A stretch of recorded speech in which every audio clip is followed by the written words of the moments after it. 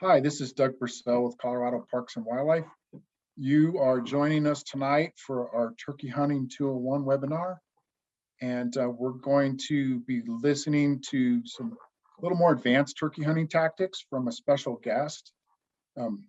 First of all, to start off with, again, my name's Doug Purcell. I've been a district wildlife manager down in Pagosa Springs District for 20 years. I've been on with the state for 29.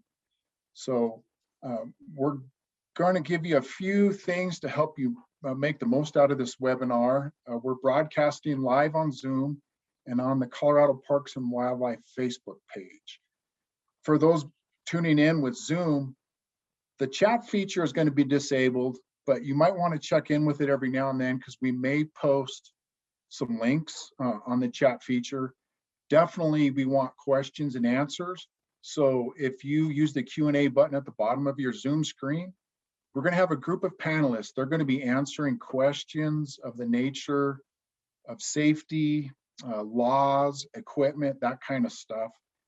And then we're going to save some of the turkey hunting behavior, turkey hunting tactics for our speaker to address. Once we have answered one of those questions, you're going to want to kind of keep that Q&A box up. When the panelists have answered one of those questions, they'll type out the question and the answer, and it'll pop up for everybody to see. So that's kind of a useful resource to have. For folks using the Facebook to join us, we're going to have a couple individuals behind the scenes that are going to be answering the questions there and funneling over some of those other questions to the speaker for him to address at the end. So please do ask questions in the comment portion of the Facebook page, and realize that there's a little bit of a delay for that to come across some of the different networks, but with a little patience, it's going to work pretty smooth, and we've got a great evening for you, we think. Do you realize the chat feature amongst each other, you guys won't be able to see that, so it's just something that we will be posting links with. This also will be recorded on YouTube, so there's going to be a lot of great information. If you don't capture something, if you want to revisit it, you should be able to find it on our CPW YouTube page. Just look under Learn to Hunt webinar playlist, and you should be able to find that. So just a quick intro on some of the folks behind the scenes that are going to be answering some of these questions, our panelists. We have Administrative Assistant Stephen Suva and Emily Barsh. They'll be answering the questions, and also District Wildlife Manager Stephanie Taylor, Becca DeVergi, and myself. Also at the very end, with some of those other questions and closing us out, will be District Wildlife Manager Nate Martinez. And then handling our guest speaker, keeping him in line and making sure everything runs good behind the scenes, we have Kathy Brahms. Want to send a special thanks out to Doug Skinner. He's a marketing professional with Colorado Parks and Wildlife. He's handling the Facebook stuff behind the screen. And then a double special thanks to Brian Posthumus. He is keeping everything on the rails, and he'll be behind the scenes with Zoom, behind the scenes with Facebook, and you may see his disembodied voice come in every now and then, keeping things running smoothly. So with that, it's my great pleasure to introduce a longtime friend, Bob Brauer. Bob Brauer is an individual I met about 20 years ago when I came to Pagosa Springs. We would pass, and Bob learned that I had never turkey hunted, but I wanted to take it up. And he wanted to cure me of that. And so over the next several months, as turkey season got closer, he took me under his wing, figuratively and speaking, and he taught me everything turkeys. And he was with me when I shot my first turkey. He was with my daughter when she harvested her first turkey, and my son. Bob's been with a lot of people on their first turkey hunt and on their first turkey harvest. And I think the one thing that Bob loves to do more than turkey hunt is to teach people about turkey hunting. He's going to have a lot of great information for you. Again, the question and answer session with him is a golden opportunity. I know when I'm out turkey hunting and you think everything's perfect, and you have one of those moments where you walk away scratching your head, wondering what just happened. what I usually do is find cell service, and then I give Bob a call. And Bob usually has a pretty reasonable explanation about things I should have considered or done. And if not, he'll say, Doug, that's just turkeys. And that's a good data point too, because turkeys are wild animals and they're very unpredictable. And sometimes you don't overlook something, it's just the way it goes. But just hearing that from Bob, it's always reassuring. So again, that Q&A period is a golden opportunity, and put those questions in there. And I think you guys are going to really enjoy his knowledge and his enthusiasm. So without any further ado, I would like to introduce a longtime friend, and we call him the turkey hunting Yoda of Southwest Colorado, Bob Brauer.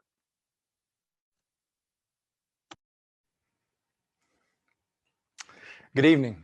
It's a pleasure to be here. My name is Bob Brauer, as Doug over embellished my qualifications. He is a very good friend, and that's very true. A little bit about myself. I've been hunting turkeys for 32 years. As Doug said, I started out like every other turkey hunter, all about me killing turkeys and finding more turkeys. And then the more I realized how much more fun it was to help others, that's turned probably into a passion deeper than the obsession that I have with turkey hunting. In this webinar, we're going to cover the important stuff, the meat and potatoes, if you will, of turkey hunting. That's what everybody wants. When I do a youth and ladies hunt, I cover everything from biology all the way to setups to equipment, but that's already been covered in a previous webinar or two. So we're going to stick to the really important things. And we're 2 days away from turkey season. And if people ask me if I'm ready for turkey season, I'm always ready for turkey season. I just have to wait for the calendar to catch up. I spend year-round preparing for it. If I'm not involved in it, I'm getting ready for the next year, making plans. So my daughter once said, she was asking me when I retired what I was going to do for a hobby. And I said, I have a hobby. I like to turkey hunt. And she didn't miss a lick. And she looked at me and she said, Dad, that is not a hobby. That is an obsession. So now you'll get a little piece of what I truly love and enjoy very much. In this, we're not going to cover everything, like I said, and we're going to cover everything that we cover is going to be about Merriams, because that's what I spend most of my time hunting on and where we're at. And I will throw in a little bit on Rios because of the fact that we do have some in the state of Colorado, in the eastern part of the state, and they have some little nuances. The biggest thing about turkeys is the differences between the subspecies is geography. Easterns still yelp, gobble, act like turkeys, eat like turkeys, behave like turkeys, no different than a Merriam or a Gould in Mexico, Osceola's in Florida, Rio Grande's in the plains. The difference is geography. And so since this is done for Colorado, we're going to cover that. And that's probably my biggest area of experience as well. I believe that to be a successful turkey hunter, there's two parts to that equation, and that is knowledge and experience. And if it bothers you that I'm checking my notes, it's because I don't want to miss anything. Anyway, knowledge I'm going to help you with tonight. Experience, that's all on your own. My knowledge is based off of 30-some books that I have written by a biologist and other hunters, old and new, and time in the field, hours and hours and hours. Like I said, this is a year-round thing for me. I never really stop except for trying to learn more about turkeys. And so hopefully that part of the equation I can help you with. The experience part, hopefully this will help you get a start on it. And then it's just a matter of spending time out there in the sport. And it's an incredible sport. I still believe it's the best sport to start a new hunter with, simply because it's the time of the year. There's a lot of action, a lot of excitement, and very enjoyable. In that process of knowledge, I believe there's 5 keys to every turkey hunter that they need to have, possess, and work on. And they're all knowing things. First would be knowing turkeys, and that's by biology, by observation, getting to know what the animal that you're pursuing is about, what makes them tick. The other one would be knowing the area, and we're going to cover that, and that's scouting. That's spending time out in the woods trying to find them, figure out where they go, so on and so forth. And we'll dig a lot deeper into that. The third would be knowing where to find turkeys, and that's a difference in scouting. You can feel that. You can get a lot of that out of your biology or experience or the mailman or your personal observations. And all of these are overlapped and they also intermingle. So not one is more than the other and they all feed off of each other. The fourth would be knowing where and how to set up. There's a saying, the easiest place to call a turkey is where he wants to go. And that is exactly how we're going to try through all this to help put you in that position by knowing the bird, knowing some of the little nuances that things they like or dislike, and then add a little luck in there while we're at it too. And then the fifth one is knowing how to communicate. I heard one of the people that I really enjoy listening to is a gentleman named Ray I from Missouri, and he has a series called Calling is Everything. And no, calling may not be 100% of turkey hunting, but it is a very integral part. Turkeys love to communicate. They have over 29 vocalizations that all have specific needs, specific means, and we're going to learn about the ones that are important to hunting. At least I feel are the ones that are important to hunting. And that is a large part of it. Yes, woodsmanship, yes, your knowledge of the birds, but they like to communicate. If you are around them very much, they love to talk, they love to communicate back and forth. So if we can understand what they're saying, then we can communicate with them. So to me, it's not calling, it's communicating. It's an interaction, calling to a bird, having a bird respond, not necessarily a gobble, but maybe another subtle call. So we're going to cover that as well. Those 5 things will make you a successful turkey hunter. What's success, definition of success? That's your definition. My success is to get out and help people and show them and learn and be successful in calling in the birds. Some people, it's just to harvest a bird. Some people like to go out there and shoot them with the camera. I think it's great, but that'll be your definition, whatever success is. Mine is to help you guys. And through my knowledge and my experience, hopefully I can help you this evening. So we're going to, the second part of this, we're going to cover scouting, communicating, and then a little bit of setups. I don't want to get too deep into setups because there's so many variations. Turkeys are turkeys. They do things, we know that they don't like to do things, but about the time we think they're never going to do that, they do it. Rule of thumb when you're calling turkeys is turkeys don't like to come uphill or downhill, but about every 20 birds that I call in will come downhill. So that's what I mean. So don't take this as gospel. And if I say it, it's true. It's just what they normally do. And again, turkeys are turkeys. They will have their own way of doing things when they're ready to do them. So on the scouting part, I think that this is probably one of the most overlooked and underused parts of turkey hunting. Scouting is broken down into indirect and direct scouting. Indirect is listening for birds, or scouting could be the mailman telling you, I saw this flock of birds just down the road at Uncle Jim's mailboxes the other day. That's indirect, where you're not actually contacting the bird, whether visually or audibly. But it is a very important part of scouting. Sometimes I'll do that.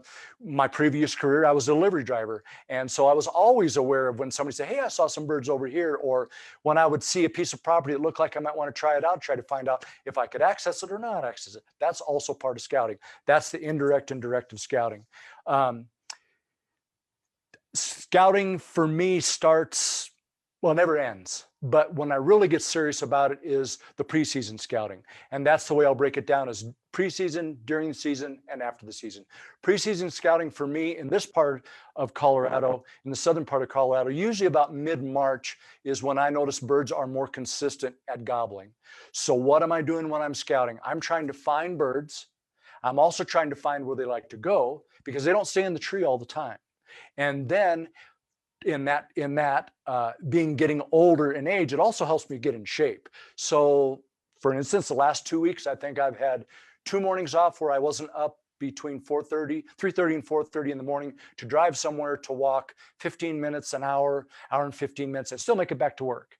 And that helps me learn where the birds are. I don't get a chance to see where they're going. That'll come a little bit later, but it also helps me get in shape. So scouting is not just finding birds. And you get acclimated too. After a long winter of not being around them, that first gobble or two may escape you, and then all of a sudden it's back there and your mind starts to work. You start looking at the lay of the land. In finding those birds, I use locator calls, but I don't necessarily have to. Sometimes I like the birds to just do it on their own time and in their own way. And I always wear a watch. I try to figure out when they're gobbling in reference to daylight, so I know how long I need to walk to get in there and different things like that. Scouting, I will say there's a few tricks to that as well. The further you can get away from other hunters, much more enjoyable hunt, and the more the turkeys will act like turkeys. Turkeys don't, I believe, get as much call shy, is a term you hear used, as they do people shy, activity shy. A lot of traffic, a lot of people walking, their dogs, different things like that. Won't necessarily run them off, but they will get a little quieter, or they may avoid an area. So that's why I like to try to sneak in, sneak out. For me, it's worked, it's been successful. And then in that also, I try to find out, you can also learn what stage the birds are in. So for example, I have a couple areas that I scout early that I've never hear or see gobblers in there until the hens show up. And I'll explain a little bit about hens and them showing up. But I can get an idea how many birds are in there. I like to listen for jakes because that's next year's birds. And so when you get in an area where you're hearing mature birds, but there's a bunch of jakes in there, that's just another thing to put on your memory to remember for next year. And that's what my scouting like is before the season. A lot of times I'm going back to the same places that I've been year after year after year, but things change. They do a logging project in there, or somebody builds a home, or they put a new road in, and that can change. There again, that's all part of scouting. Finding out where they are, the second part of that scouting is staying in there a little bit longer. Like I can do that on the weekends or Fridays because I don't normally work. And I'll listen to the birds gobble, and I'll wait till after they fly down and listen to where they gobble again. And then I have an idea which way they're moving. As I said before, if I know where they're going to go, it's a lot easier to get set up in front of them and call them in. So that is an important part of that equation of scouting. And then, like I said, for me, I like to be out in the woods anyways. I have a black lab, Susie, and she never gets tired. So she goes along with me. Can't use her hunting, but she can darn sure go along with me and get her exercise and keep me company. The second part, I guess, would be during the season. Scouting during the season is kind of an observation. I've had this happen before, and Doug will attest to this. We found some birds. One of the first years he hunted, we were hunting a bird, and we heard some birds in an area that we had never hunted before. And it was across the canyon. So right away, my mind goes to work looking at maps, and Doug's mind goes to work, and he grabs the GPS, and we try to figure out how we can get in there. Well, the first time, a couple times we went in there, it was a march. We went down the elevator ride to the bottom of the canyon and then sweated our way up the other side. A few days later, we figured out that we could come in a lot easier, shorter way, and Doug, other than getting very cold hens, killed his first turkey. So that's how the scouting during the season also gives you an idea of, and when I explain a little bit about where you're looking for the birds to start scouting, that basic fundamental of that, you also will pay attention to, that looks like a good area. I've never heard a bird there. Maybe I need to find out why. Maybe there's something missing, or maybe I'm just not in the right position to be able to hear them. And then postseason scouting is, I just am always observant as where they are. I am fortunate enough, I get to get out and guide elk hunters and deer hunters, and occasionally maybe a black bear hunter. And I pay attention to where I see turkeys and wonder, look at the habitat and wonder, well, could they be here? Maybe it's a new place for me. Maybe it's one that's already, got a lot of people in it. But that's the postseason, and that's year round. And I love to watch them. I love to watch them in the winter when they're in their huge flocks, feeding on someone's pitching out corn, or they're on a hillside. Just watching them interact. Again, that's part of learning the bird, is to observe the bird. And so if you can observe them in different times and places and environment, it will expand your knowledge, help you understand why they do what they do, or why they won't do what you want them to do. So that's kind of a year-round thing. A couple things on scouting. We'll cover locator call, a couple more things on scouting. We'll cover locator calls a little bit later, but you should always, everybody has their own little perfect call, whether it's an owl hooter or an elk bugle or coyote call, peacock. There's all kinds of things. I know a guy that marketed, he's a pretty well-known call maker. He marketed a dog whistle one time, and it was called Dead Silence. and you can't hear it, but the turkeys can, you would blow on that and make a turkey gobble. And what you're doing with your locator calls is trying to get them to give away their position. I prefer that they do it on their own, but sometimes they don't want to gobble that morning, whether it's rainy or something like that, and take a locator call with you. Try to get that bird to sound off, get an idea where he's at. This goes back to indirect too. Before season, I don't want to call, personally, don't want to call with a turkey call. Turkeys get people shy, yes, but they also, in their environment, they are educated, if you will. They're not a bird that reasons, but they, through experience, is how they learn to react. It'd be no different than you putting your hand on the stove. After you do that once, you're not going to put your hand on the stove again. Well, if they get used to coming into a turkey call and not seeing a turkey there, at some point in time, they're going to quit coming to that call. Even though they're a very vocal bird and they like to communicate, they will still, you can condition them. So I try to leave my turkey calls at home until opening morning. I have a vest full of turkey calls and they're in my truck, but they have not been out in the woods yet. They've not been on my back yet. Well, one morning, I guess I did. And that's to keep me from being tempted to call. The rule is, if you want to practice on turkeys, practice on somebody else's turkeys, not on yours. But anyways, in doing so, take your locator calls. And what you're trying to do is just get that bird to gobble. And believe it or not, turkeys will gobble at a locator call year round. They're just a lot more talkative in the spring. And that goes back to biology, the biology part of it. They're getting ready to mate. Turkeys are gregarious. They love to be together. As I told you, they're very communicative. They like to communicate. Springtime is the only thing their world is turned upside down. Gobblers do not like company. They're grumpy old men. They like their own company and they like to be away from everything else except for in the springtime. Hens love to be together. They like safety in numbers. They communicate. They raise their young that way. But in the springtime, they're trying to hide a nest. And so in that case, they don't want to be around anybody else. Four types of flocks of turkeys that you'll deal with: gobblers, jakes, broodless hens, and brood hens. Brood hens are worried all about their poults. Broodless hens are only worried about survival. Gobblers don't like anybody. In fact, they just as soon be all by themselves. And jakes are what you would have to call schoolyard bullies. They love to fight. They get up in the morning fighting. As soon as they hit the ground, they like to disrupt the other flocks if they can. That's just their nature. They're teenage boys. They can't gobble. All they can do is stir up trouble. And so they're not very welcome, obviously. But so knowing that helps you understand what you're going to deal with the scouting when you start hearing things. The hens will call too when you're scouting. Like I said, I try to leave my calls at home. And since in the springtime, and since that's what we're talking about, is more about hunting gobblers, that's actually what you're trying to target. And we'll talk a little bit more about that. I'm going to get distracted and chase a rabbit here about calling. I'll get to that in a minute. So use your locator calls. Some people don't believe during turkey season you should use turkey calls even to locate birds. I don't agree. I think that sometimes during the season, the best locator call is a turkey call, and we'll explain what are good turkey calls. Also, the more just like the conditioning, the more they hear a locator call, you can only owl hoot at a bird so often, and then he's going to quit gobbling at it. So don't overdo it. Get them to gobble. If it's during the season, get them located, and then make your move quietly. If it's before season, you know how many birds in there? Like this morning, got a bird to gobble, waited about 5 minutes. I could tell there was 4 different birds in there gobbling, not chain gobbling, but gobbling. That's all I needed, and I left. That's all the longer I was in there, made it to work. I'll save those hours for missing work when I can actually go out and harvest one or help someone else harvest one. I believe that all this will be related together, so I may go back to some scouting too, but I want to move on to probably the biggest section will be communication. Turkeys love to communicate. Like I said, they have 29 or more vocalizations. We'll concentrate on 13 for hunting. Well, I think is the 13 that are important for hunting. Hens and gobblers still speak the same language.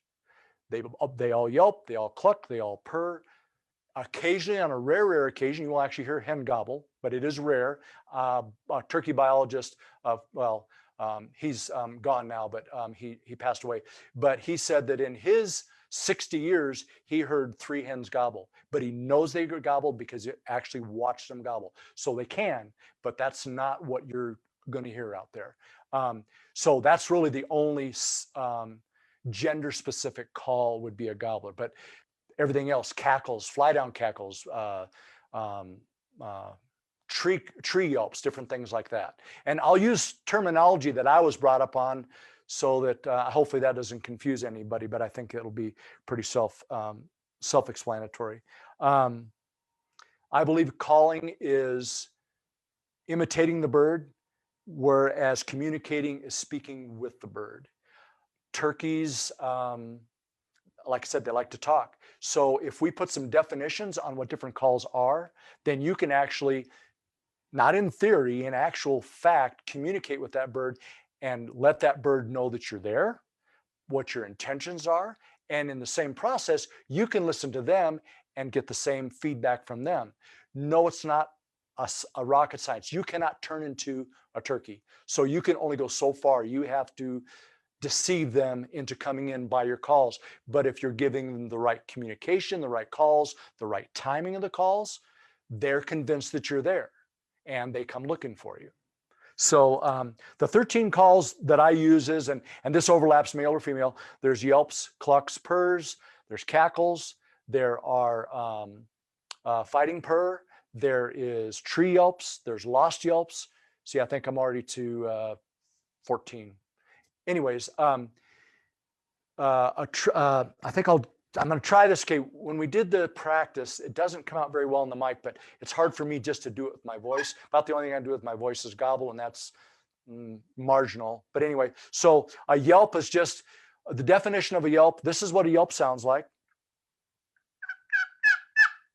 All it is a rhythmic, could be one yelp, could be it could be 5 yelps, but it's very plain, very relaxed. And all it is telling you, I'm a turkey, I'm over here, let's get together. That's the let's get together from a Southern friend of mine. That's kind of his terminology for it. But that's all you're doing is you're identifying yourself as a turkey, and I'm over here. A cluck, which is probably one of my favorite calls. Okay, I'm going to clarify something before we get too far. There's body language involved in calling. Turkeys are observant, just like we should be observant. When you talk to somebody, you can tell by somebody's body language whether they're irritated with you, happy with you. Turkeys do the same thing. So remember that that you have to, you can't do the body language. So you have to learn to communicate with this in the right words, but understand, you watching them, a lot of times you can understand whether they're afraid, happy, so on and so forth. They have enthusiasm. There's another term for it. They have inflection in their voice. When a poult is lost, she sounds like a little kid in Walmart screaming for mom. And that's what you have to do with your calls, is put emotion into it. So going back to a cluck, what I want to dispel right now is the difference between an alarm putt or alarm cluck and a normal loud cluck is body language. If you hear this, and that bird sets its wings, turns, and walks away in a somewhat rhythmic manner, the jig is up. You better shoot that bird or he's going to get away. But I have had birds come in where I've heard and think, oh man, I blew it. How did that bird know I was here? About that time, he kind of peeks out around a tree. He's looking for me. The definition of a cluck is, hey, where are you? Show yourself. So remember that call. There's times when I will let birds come in and wait till they walk behind something where they can't see me. Since I can't look like a turkey, I need them to try to find me. And I will just simply cluck. And that bird will step out off and go, gosh, where? Or he'll cluck back. Don't be afraid. And this has happened before too, more often than probably I can count. Had birds come in and give a hard cluck like that, and I've clucked back at them, and it has calmed them a little bit instead of them all of a sudden getting nervous because they don't see. Okay, so that's a cluck. A purr, I'll do this on different calls. A purr is not a feeding call. We hear it when they feed, but the difference between a purr and a fighting purr is attitude, is volume, is anger and subtle. So a purr is actually a spacing call, is the way I've heard biologists explain it. They do it often and a lot. And that spacing is so my handlers, they call her, sitting over here, if we're both in the same place feeding and life is good, I'm not in her space, she's not in mine. It's nice and subtle, soft, easy. I'll use that on a bird too. If he doesn't want to come in, when he goes out of sight, I'll purr. Maybe I'll scratch in the leaves a little bit with my hand to sound like a hen feeding. Another thing, biology, knowing about birds. A gobbler is arrogant, proud, and he thinks he is the king. And every hen should squat down before him to be bred. So when you play off of his ego by pretending that you're just feeding, scratch some leaves, he can't handle that because she's supposed to come to him. A little bit of biology. And this is covered in scouting, but also this is part of the scouting, but more in the calling. In the springtime, a hen goes to a gobbler to be bred. But remember, gobblers go to where hens like to nest in that general area to find the girls. The girls don't leave to go to him where he spent the winter because it's probably not a good nesting habitat. Definition of good nesting habitat for the birds that we're dealing with right here is edges, like little meadows with maybe some oak brush, a place where she'll nest on the edge of that. But when her poults are hatched, she can get them out in that grass, which is usually a little taller than they are. It's funny how that works, how tall the grass is and when they hatch, and gets them out into bugs. They have 10 to 12 days to fly. That's how long it takes for their wing feathers or flight feathers to grow. So she needs to get them into protein. Bugs are 90-some% protein. And that grass is new, it's emerging, has lots of bugs in it. So think about those things when you're scouting. Goes back to scouting. Where looks like good places for hens to nest? Or when you're out walking your dog in June, late June, early July, and all of a sudden you see a hen that's acting kind of weird, and about that time you see little shadows running through the grass. Where was that? Remember that. You might be able to go in there next spring and hunt an adjacent area very close to that and find gobblers. So going back to yeah, and I get a little off track. Anyways, purring is a spacing. Okay, so the difference is emotion, attitude. So here's a nice, soft, comfortable purr. Kathy and I are doing good. I went over there and she's got a Snickers bar laying there, and I go to get too close to that Snickers bar. Attitude. She gets a little more angry. She gets angrier. I reach out to get it, and then she'll haul off and club me with the wing or peck at me. That's the difference in the purrs, is that nice subtle purr which you use when you're trying to convince that gobbler in his arrogance that I'm not really interested in you. Sorry, bud, you just have the wrong tie on today, or whatever you want to, however you want to generalize it. That is a way to get him to step out. Maybe it's to step out to shoot. Maybe it's to draw him a little bit closer. Cackles. Cackle is a sound that a turkey makes on the wing, whether it's flying over a creek, flying off over the fence, coming off of the roost, going up to the roost. I like to use cackles to set birds up in the evening. If I go into an area where there's turkeys and I'm in there too late because our time for hunting is half hour before sunrise to sunset, but there's still plenty of a light after sunset, but you can't shoot, you can't harvest one, but you can go and set yourself up for the next morning. And if you'll stand there and listen, you'll hear this call. And then you'll hear wing beats, and that's a turkey flying up to roost. Now, when the tom gets up on the roost, he'll probably gobble a few times to let you know he's there. But knowing that sound, you know that there's a gobbler there to hunt the next morning. You can also tactically sneak in and without getting seen, get close to that bird and do one yourself using a wing or hat to make it sound like a hen flew up.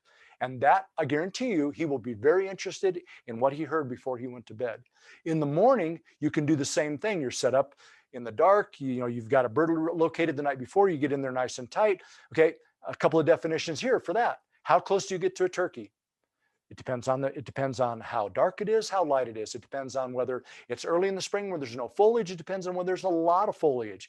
Get as close as you can, but remember, they have a bird's eye view, no pun intended, and they can see you coming. So get as close as you can. There's no set distance. Some people say 100 yards. some places in the east, you can get 60 yards from them, they don't see you. One time on a hunt, I got within about 75 yards of a bird roosted because we had got a snow overnight, and there was 4 inches of snow stacked on the limbs, and he couldn't see me. There was this white barrier that he couldn't see me through. So that definition of how close, it depends on the bird, depends on the terrain, depends on the subspecies you're hunting as well. So get as close as possible. Get set down, and then you can do the same thing. When they fly down, they do that. And to give you an example, what a cackle is in a turkey's mind is, if you can imagine standing like on a chair and you're getting ready to jump off the chair, and you kind of get a little nervous, like a little kid does. You're kind of nervous, and then all of a sudden you jump off that chair, and that's what she's doing through the air. And then she hits the ground, and oh, I made it. And then she'll, nice yelps. Not a lot, but a few. So it would sound similar. If we do it again, she's yelped on the tree. She's getting ready to fly down. And through the air she goes. She gets on the ground. You hear her land, and then all of a sudden, and what is a yelp? I'm a turkey. I'm over here. Let's get together. So that's a cackle. Cutting is an aggressive, excited call. I'm always, I take it more as a, I guess the best way to put it is, I feel like when turkeys cut, they're more irritated than they are happy. You'll hear hens when sometimes you're trying to call a gobbler early in the spring, and he's got a lot of hens around there, and you communicate with the boss hen, and she doesn't like you. She doesn't know you. She's going to come over and put you in your place. Turkeys live on a pecking order. There's always a top gobbler, always a top poult, always a top hen. And if you can upset her, and that's a hunting tactic as well, and get her to come to you to come, give you the what for, old lover boy just follows along. This is, got to follow the girls. That's where my heart is. And you can use that as a tactic as well. The thing about cutting is it is more erratic. Cackle has almost a rhythm to it as they fly down that, as they go through the air, whereas cutting is a lot more erratic, usually very staccato, has attitude, angry, however those emotions you want to put in there. And so that is a call to remember. A lot of guys use that as a locator call, and I think it's a great locator call because it has enough volume and spark to it that a bird will gobble at it. Now, he may only gobble once. He may just give you a courtesy gobble, but all that to be said, he does gobble at it. So, and that would be usually, I'll do it on a slate again. It's kind of a,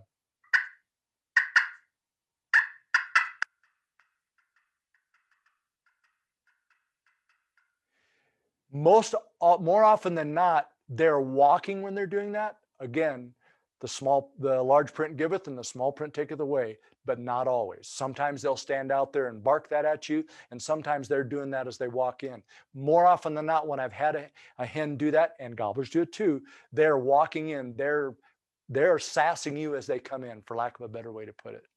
Keep in mind, gobblers and hens both make these sounds, and I'll differentiate a little bit on the gobbler's part, because there's some ways that you can tell the difference between a gobbler and a hen on these, but I want to cover these calls. Another call that is very important that I use so much is a tree yelp. So there's 3 types of yelp. There's a plain yelp, which I already showed you. I'm going to show you a tree yelp now, and then there's what we call a lost yelp. And a tree yelp is very, very soft. In fact, you probably can't hear it maybe 50 yards. And it's just when a bird wakes up in the morning. It's a nasally sound. If you use a mouth reed, a lot of times you'll cover your mouth or pinch your nose. Has a little. They say, and I don't know, but I've been told that they actually yelp with their mouth shut. If you watch a turkey when they yelp, their mouth is moving, and you'll find whenever I use a reed, I try to mimic that because to me it sounds more real and more live. But it's a very, very soft yelp. It's usually when they're waking up and they're saying, "Hey, I'm a turkey. I'm over here. I made it through the night." They do it on the roost, and you'll hear them do it just a little bit. It's not a long sequence of yelps. It's just very soft, very subtle. That is when those birds start to wake up. That's when I will start to call, and I will do the same thing. Something to keep in mind with your calling when the birds are on the roost. There's a term in turkey hunting called hang up, and that's when a bird stays and he won't come. He won't necessarily leave, but he won't come. Remember, a hen goes to a gobbler to be bred. She picks which boy is going to father her eggs. So if you stand there and yelp while that bird's on the roost, he expects you to come to the bottom of the tree or out in the open or make an advance towards him. When he doesn't see you, he stays up there and he gobbles, trying to get you to come. So make your calling when they're on the roost limited. You need to let him know that you're there. Once he acknowledge it a couple times, shut up, sit on your calls, put him down. The only exception to that is if you get a very sassy hen that's still on the roost, if you can upset her and get her to fly towards you, that a lot of times he'll see that movement and he'll come down in that same direction as well. So again, trying to mix all this tactics and biology and calling and what you learned on your scouting, trying to put it all together without being too less structure and more random, because that's kind of how turkey hunting is. And we'll talk about that in setups. There's never a perfect setup. Anyway, so that's a tree yelp. A lost yelp is a great locator call, probably next to the cutting. The reason is, and especially early in the season, so there's two calls that we only use in the fall. Well, there's three, but the one I don't believe is very accurately done, and that's called an assembly yelp. But in the fall, the young birds, when they're learning to yelp, whistle or kiki, and and then they progress into what they call a kiki run, and that's a whistle with yelps on there. And the whistle is just like, that's what it is, usually no more than 3, and then they'll tag on some yelps. So I will use that early in the season when the hens are still in flocks before they start to really break up, because they're still in that mother mode. And that kiki a lot of times will make a bird gobble as well, because he thinks that's a young girl over there, that's a young hen, and trying to get her to come to him. Something to remember also, gobbling has 2 purposes: to assert dominance, I'm the biggest, I'm the baddest, you are not, or to attract hens. Hey, I'm over here, I got a place made for us, come meet me here. So what we're trying to do is get that bird to acknowledge where he's at, and then we can work from that as far as our setup. So anyways, but the kiki and the kiki run, you can use that earlier in the season as a call. And that a lot of times will get hens to come look, because they're always, because they're a flock bird, they're always trying to pick up those lone ones, especially the young ones. And they're in that mode and they're used to it. And a lot of times they'll be chatty. So he's going back to the tree yelp, and the lost yelp is the young birds after they graduate from kikis and kiki runs. And it has a motion, like I said, and it's usually very long and strung out. I like to throw a cluck in on the end of it. We're going to try to do this, and hopefully the audio will pick it up well. But it'll just be a series of yelps, but it's just longer and sounds more urgent, if you will. So.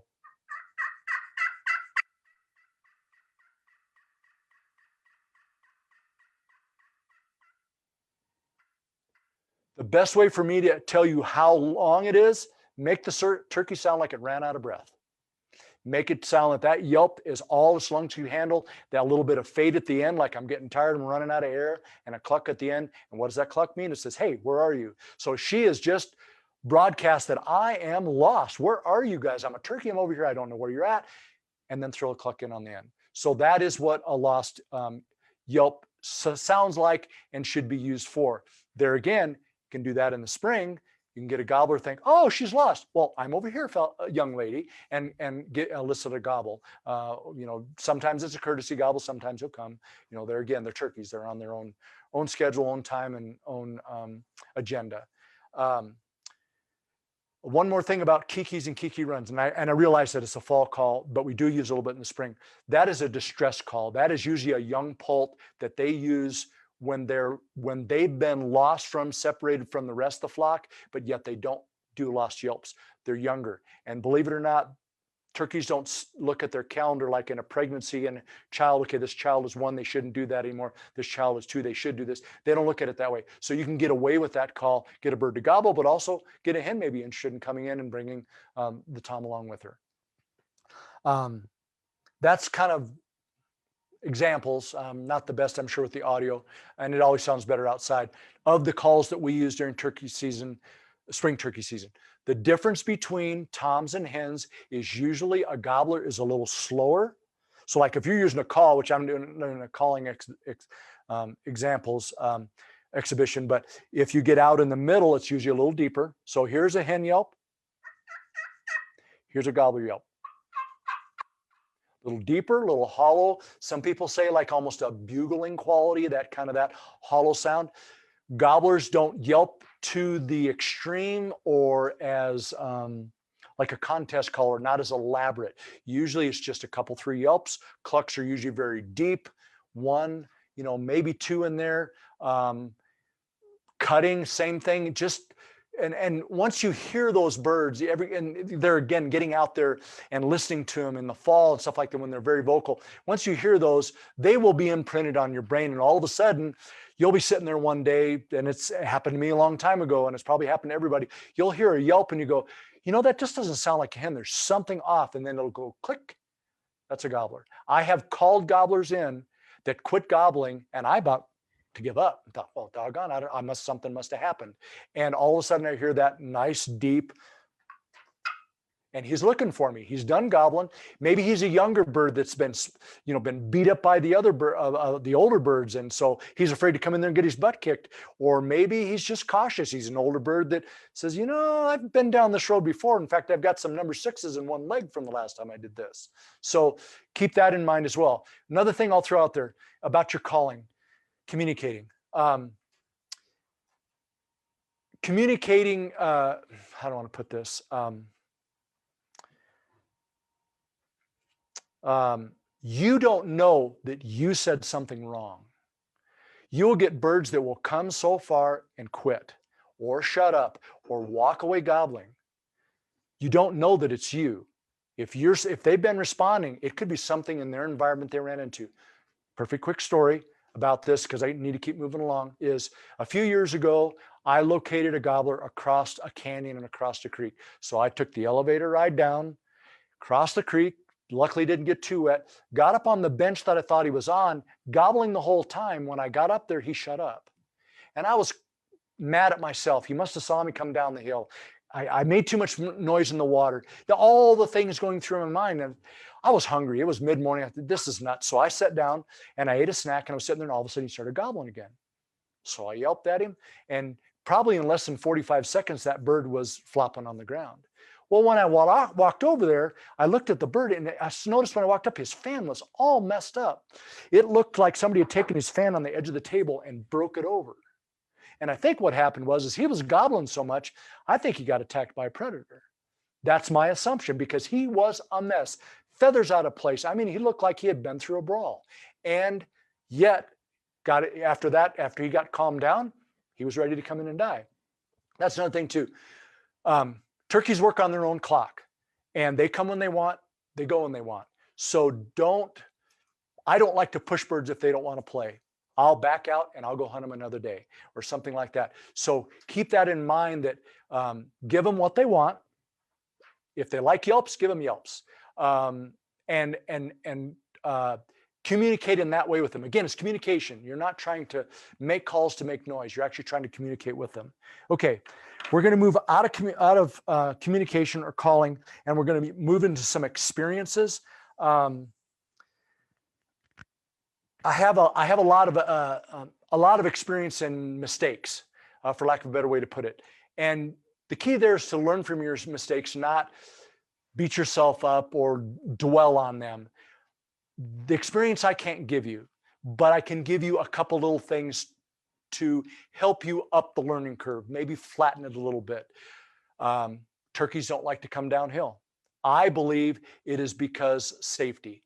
If they're walking uphill, run into a predator, they can turn and pitch and they're gone. If they're coming down, it's a lot harder for them to get away. I also don't think they see as well. It's a lot easier when you walk up a hill to see what's up on the hill than it is when you're walking down the hill because of the foliage. Try to set up on their level, a little bit above them if you can. Body language, I'm going to preach that and preach that. Watch the birds coming in. If they're nervous, don't push them. If they're excited, let them come. If you think that bird has you spotted, don't move, sit still. There's another thing to remember too, is a bird, when it struts, it has a drumming sound. Spit and drum is what they call it. If you're ever set up and you hear, don't move. That bird is right there. You can't hear that very far away. And that's the sound they make when they stab those wings in the ground and all their feathers vibrate. And when you hear that sound, freeze. and just be patient. He's looking for you. He'll come out. He'll step out in the open. Another thing about your setups is always try to set up so that when that bird steps into view, he's in range. Whether if on the bend of a Forest Service road or a little bit of a ridge or something like that, always set up so he can't see you, and always set up so when he steps into view, he's into range. If he has room to walk to come find you, like across the field, your chances are diminish substantially. He's got too much time to not find you or to have something distract him, like another hen walking through. When you do locator calls and you're out hunting, not a locator call, but like a turkey call, always call from a place where you can set up if that bird is right there. I can't tell you how many times I've gone out there, did a lost yelp, and that bird cut me off, and he's 45 yards away, just around the corner, and I've got no tree to sit at. Always make a call from where you can set up. You can drop and set down by a tree. If you have more than one person, make sure that your shooter's always in front. That's without getting too carried away with too many scenarios. I'll run through a couple things before we go to a question and answer. We're going to do that in about 10 minutes, maybe a little bit less, 5 minutes, I'm being told. Let's fundamental, you go out in the morning, you didn't go out and go scouting. So you walked this Forest Service road where you found birds when you were scouting and did all your work, and you hear a bird gobble. Try to get to that bird as close as you can without being seen. Try to set up so that he's comfortable. Look back and see what he sees coming in. Try to set up in front of something that's wider than your shoulder. Some of these things are safety issues. Try to set up so that when he steps into view, he's shootable. Different things like that. Remember, be defensive in your setups. Don't be careless. Okay, it is not smart. In fact, it's careless to stalk turkeys. But there's a difference between stalking turkeys and moving on turkeys. Moving on turkeys is not trying to get necessarily close to them. It's getting yourself in a better position where the bird's more comfortable to come in. So don't stalk turkeys. You're not working up there to shoot them. You're working into a better position so they're more comfortable. What's the rule? If you can set up where a turkey wants to go, you'll call them in every time. So try to remember that. Another thing is I won't talk much about decoys, but decoys are a valuable tool. I am not a big fan of them because I like the bird to come find me. A decoy stands still. When a wild animal stands still and looks and stares, that's usually because they're uncertain or there's a danger. So if that gobbler's coming in and that decoy hasn't moved in the last 3 or 4 minutes, he's going to get a little nervous. If there's no decoy, she's got to be here somewhere, and he's going to come look. If you do use decoys, by all means, don't set them in front of you. Set them off to one side or the other. First and foremost, the birds walk past you and don't notice you. Second of all, nobody's going to sneak up on those decoys. Shoot those decoys and have you be in the background and get hurt. That is probably my biggest fear. I have been stalked before. I know what that feels like, that cold sweat of, oh my goodness, somebody could actually be sneaking up and shoot at me. And if you are done, and I know that this is covered in another one, but I don't want to miss this. If you are stalked upon and you see somebody sneaking up, do not move. Let them know in a very loud voice that you are there. I am a hunter. I am over here. Don't come any closer. Whatever you want to say, whatever you do, don't move, and especially don't turkey call. That's careless and foolish. I think the only other thing I would say about experience is the only way you get is to get out there. Don't spend thousands of dollars on your camouflage. Buy something inexpensive and save that money for gas. Save your days off. You know, if you start later in the morning, go scout in the morning. If you get off early in the afternoon, there's nothing wrong with hunting in the evening. I find the middle of the day to be the most challenging because the birds are loafing. They're not really in that mood. But if you can get a bird to gobble, he's probably easily killable because he's obviously very interested. But try to get out there. Your scouting is experience. Talking to people's experience. To me, the experience is the thing. Well, it's the thing I can't give you. And nobody can. The only way you can get it is to be out there. So arrange that so you can spend lots of time out there. I spend almost 30 days of spring turkey hunting, and I rarely have had more than 4 tags to fill, 5 tags to fill. So you can see how many days I'm out there learning, helping someone else. I think I've got everything covered. I hope you've enjoyed it. There's so much more to say. I hope I've given you enough for an appetite but also for some questions. Sometimes the questions are easier for me because then it's more specific than me trying to cover everything.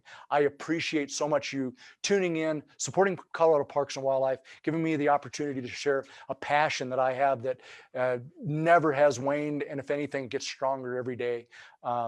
Good luck out there. Be safe out there. I think I'm going to get turned over to some Q&A here pretty quick, and I look forward to that. Ask the questions. The only dumb question is the one you don't ask, so please ask it. And I look forward to helping you with that. All right, thank you very much.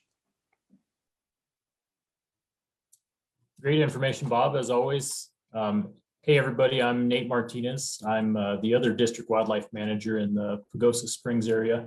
Been here a few years now, and with Colorado Parks and Wildlife for about 10 years now. So now we are going to open it up to a question and answer session here for Bob.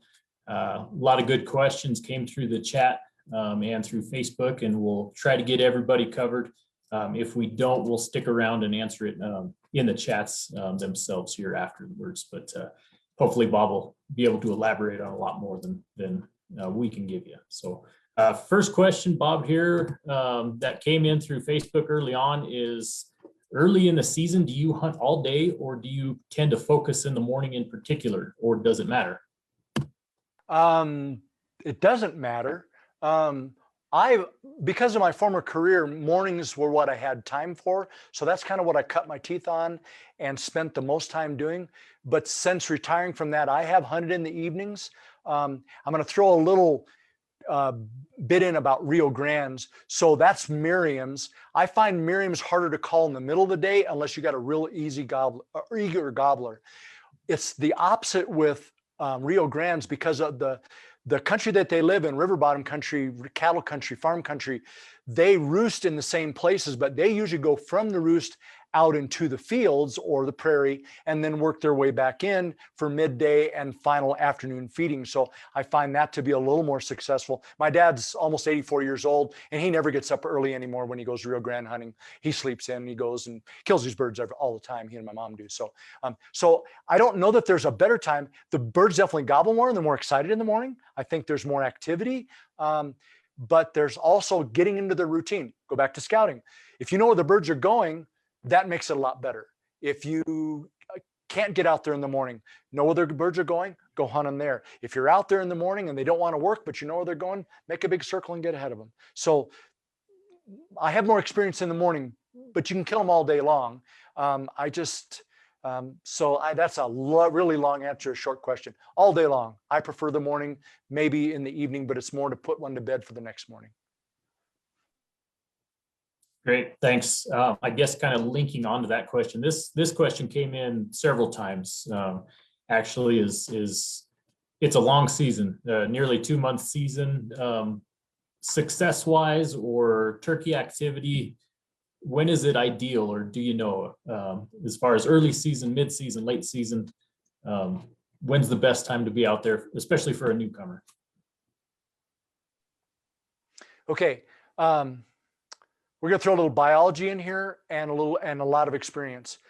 I think the beginning of the season is better. There's more birds. They haven't been messed with. You're catching them breaking up. So sometimes you're going to get multiple gobblers to come in. The hens are still not quite as reclusive. They don't have nests to hide. So I would say the beginning of the season is more successful. There's more birds out there. But I'm going to throw this out at you too. At the end of the season, when all the hens are on the nest and those gobblers haven't quite got back into their bachelor flocks, when they don't seem to care about doing anything but surviving, you'll find that lone gobbler that all of a sudden wakes up one morning, flies down and no hens show up. And he's selfish. He's eager to have more girls. He's a glutton for that. And a lot of times I've killed my biggest birds in that last part of the season. There again, going back to your scouting and watching that scouting through the season, what stage they're at. There's a time during the middle of the season when it's really hard to call a bird because he's covered up with hens. But all the dumb young 2-year-olds, the kamikaze birds, have been shot earlier in the season. The other thing is the weather is more predictable. After the beginning of May, usually gets a little warmer.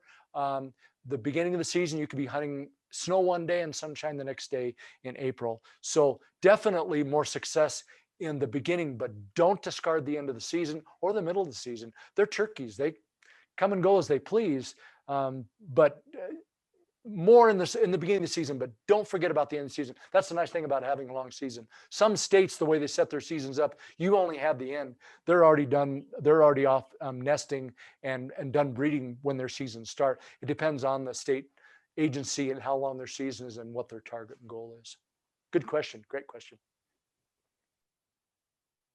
Great, thanks. I'll try to bundle several questions into this next one here. They're all kind of related to roosting and hearing birds on the roost.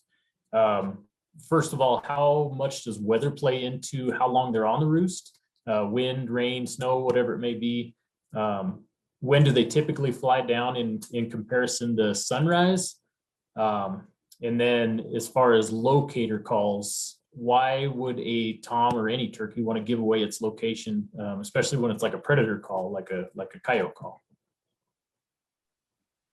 Okay, I think the first one was, the first two are kind of tied together. Okay, a turkey can go 21 days without eating. So in the middle of the wintertime, when we get a big snowstorm that comes through here, they never leave the roost until they feel comfortable on the ground. So that plays off into the springtime. If it's rainy and drizzly, usually that's just like you. You're not really wanting to get out of your bed. They're perfectly happy to sit up on that roost. As far as when they want to come down, depends on the light. On a full moon, I've had them get down out of the roost almost before legal shooting hours, and that's a half an hour before sunrise. But on like right now, we've lost our moon. I think tomorrow morning, maybe there's no moon, or Saturday morning, there's no moon. The birds may hang up there a little bit longer. Another thing to remember too, they like to roost on easterly facing. So hens like to nest on southerly warm, because when they leave their nests middle of the day to feed, that nest needs to stay warm. Well, it's the same thing. Those birds are virtually blind at night. They have a flat eye, so we know they see color because of the cones and rods, but they have a flat eye, so they have trouble with depth perception, but they're very blind at night. So I think that's why they roost generally facing eastward and watching the horizon light, and that wakes them up. And then it's just kind of up to them. Like I told you about the calling, if you call to a bird too much on the roost, he'll stay there a long time. I've had him stay there way too long. They should have been on the ground. In fact, all the other birds have left the area because he expected you to show up. So it's kind of whenever they're comfortable. That there again, that's how close you can get. So that was, and the third one, part of it was what, or maybe I covered it all. Yeah, that'll suffice. Thanks. Hey, for the next question, as far as whether it's preseason scouting or during the hunting season, I guess seeing sign, whether it's worth targeting that area if it's old sign, old scat that's dried up, old tracks that are dried up. Is it worth staying there, or is it more beneficial to look for fresher sign? Okay, I remember what the third part was locator calls. I am not fond of a coyote call in the morning, but I will use it in the evening. And what makes them gobble? Okay, human beings hear in the decibels that we communicate best. So whatever decibels I talk in is what I usually hear. Animals are the same way. And in the springtime, when those, and like I said, those gobblers will gobble year round, but there's something about those higher pitches, like a coyote call, an elk bugle, a goose call, an owl call. They have a frequency in there.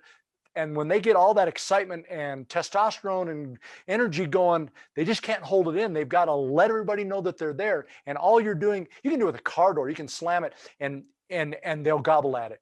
It isn't that they're attracted to it. It's just, that's why we call it shock gobble. I don't know if they're really shocked by it, but maybe it's a little bit of fear. Maybe it's a surprise. So that's as far as what makes them gobble.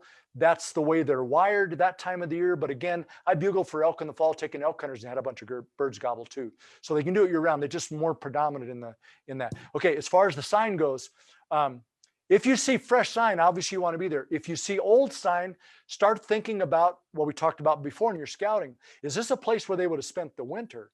A warm hillside that melts off, that gets food, but it's not got the open little pockets of meadow or something like that that they would like to nest in. Pay attention to the weather. Is that track really just a day old because it rained a day ago? Or is that track last fall that's now just melted out? So there again, it's part of it's the biology, part of it's the scouting is okay. Your droppings for your turkeys. You have J-shaped straight droppings that are gobblers, and you have ice cream cone plops that are hens. But they also changes with their food. They don't have anything green to eat in the wintertime. So your droppings will be brown and dry. If you find them green, juicy is not quite the right word, but fresher, then they're in that general area. Another thing for watch for scouting is, I forgot about this too, is where the grasses first start to grow. I believe it has to do with their fertility, maybe egg strength, but hens love to get in those fresh shoots of grass. So if you can find places like that, that's also a good place to concentrate. So another thing is if you see strut marks in the road, and I don't know how to explain that any other, looks like a bunch of worms racing with tracks down the middle, that's fresh sign. That's an indirect thing. So I guess you need to try to find what sign it is. If it's old sign, going back to the original part of that question, I think you just need to assess the area. Does this look like a place hens would want to nest or would be nearby? Would probably be the best way. And then just look at droppings. I'm a dropping watcher. I have pictures in my phone of fresh ones and old ones and sizes and different things like that. All that, again, it's experience. You know, you go in there and you go, yeah, that looks like old droppings. It's not going to work. And you're on your way walking out and the bird gobbles.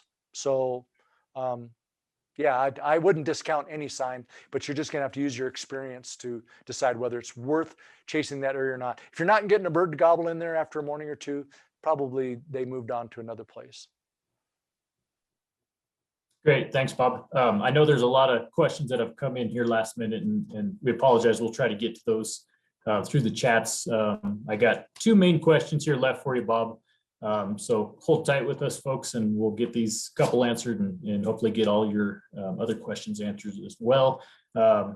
Sounds like we have a lot of novice hunters that have tuned in tonight. And it sounds like the most intimidating thing about turkey hunting or getting into turkey hunting is the calling, of course. What would you recommend as far as which calls to start with? What types of calls? Box calls, slate calls, diaphragm? Okay, box call is probably the simplest. It is one of the two most realistic. Mouth call is probably the last one that I would work on because it's hard to control the volume and it takes a lot more practice. If you can get a hold of a CD, and there's some companies, and I have to be careful what I endorse here, but there are some companies out there that have CDs or cassettes, if you have an old vehicle, that have live birds on there. Get one of these, read the instructions, watch a YouTube video on how to use it, and then try to copy the calls that are on those CDs and mimic those. Then the next best thing you do is go out there and get birds to respond. If birds respond, it builds your confidence. You also understand that, hey, I'm not just making noise, that bird actually listened to me. So I would recommend a friction call, box or slate, to start with. But these are an air operator or diaphragm call are great to use, but I'm not sure I would necessarily start with that. Kind of like locator calls, I would, owl, different things like that. But yeah, they're the best. And then, like I said, if you can get live birds, if you got some neighbor that's got wild turkey or got tame turkeys, they make the same sounds as wild turkey. You can go over there and play with them too and listen to them. Great, thanks. So this last question kind of has to do with basically kind of picturing yourself midday hunting. You don't have a turkey coming off a roost. You don't know where they're roosted, but you let out a hen call and you get a response. It's maybe distant, several hundred yards away. Just a couple of different ways to play it out. The bird sounds like it's walking away. What do you do? The bird sounds like it's coming to you. When do you shut up? Those sorts of things. Just kind of, if you have any intel on any of that sort of stuff of a midday gobble, what do you do next?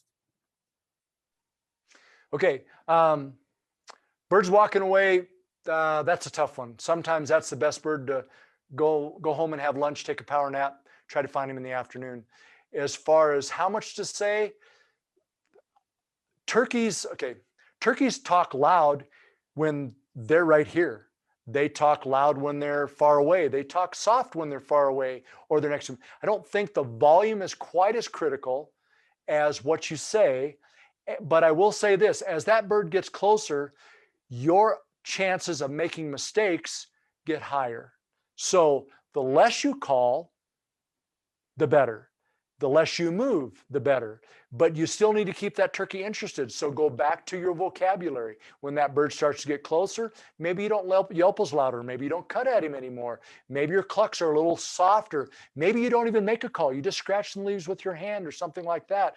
Or I've taken a hat and just kind of shook it. Sounds like a bird stretching. You know how they kind of flap their wings and stretch? Just try to make it sound like you're there to keep them interested in coming. Usually if they're starting to come, they will finish the trip unless you make a mistake. A bird going away, I'll throw under the thing in that. And this is all midday stuff too, I understand. A bird going away could be for two reasons. He's going to something or he has something with him. And that could be girls. Remember, hens don't like each other the further it goes into the spring. So you yelp at the hens and they go, nope, sorry, we're leaving. And he's going to follow. That's when, if you, through your scouting, you know the terrain, maybe you can get a big circle and get ahead of him, or you know where he's going. In which case, put on your boots, put everything back in your turkey vest, and truck and get ahead of him and get set up ahead of him and try to find a nice place. And then maybe call a little softer. Don't turn and run those hens off. Just sound a little more relaxed and disinterested is kind of a term I like to use. So. Great, thanks. So we had about nearly 100 attendees this evening, and approximately 97 of them requested to hear Bob do a gobble with his mouth. Got to get in the right mood for that. Maybe I'll start it out this way.